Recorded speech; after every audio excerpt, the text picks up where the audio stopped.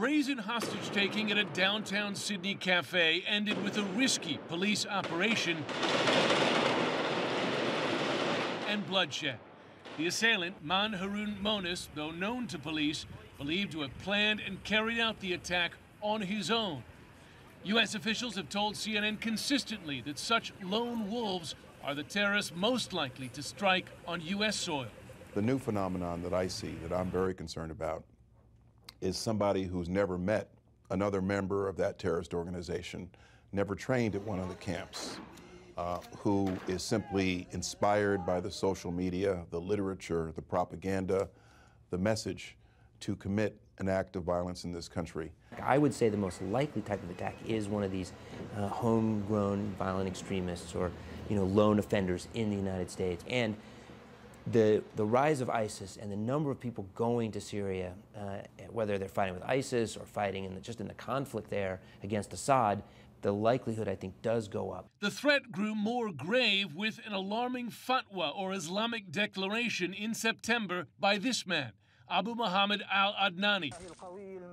The senior ISIS leader called for lone wolf attacks against all members of the anti-ISIS coalition, including the US, the UK, and Australia. Since then, investigators have traced the shooting of a Canadian soldier in Ottawa, a hatchet attack on police in New York, and a failed plot to capture and behead a member of the public in Australia back to the ISIS fatwa. The unique danger of lone wolves is they're difficult to police and prevent. They often do not enter the country from abroad, where they could be tracked and caught at immigration. And they often don't communicate by email or telephone with operational leaders, making them harder for intelligence agencies such as the NSA to track and capture them.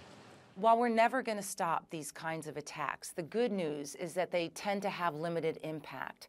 There are fewer victims, there are fewer dead. And in the end, that may be the standard for success in this new era of terrorism. So how do you police lone wolves? Big emphasis now for U.S. intelligence law enforcement communities is working within Muslim communities. The U.S. learning a great deal from the U.K. on this. Also important, undercover operations, as well as encouraging members of the public like us to report suspicious activity. But the fact is, it may be impossible to know what's in the mind of an Islamist sympathizer until he or she strikes. This is the real challenge for them.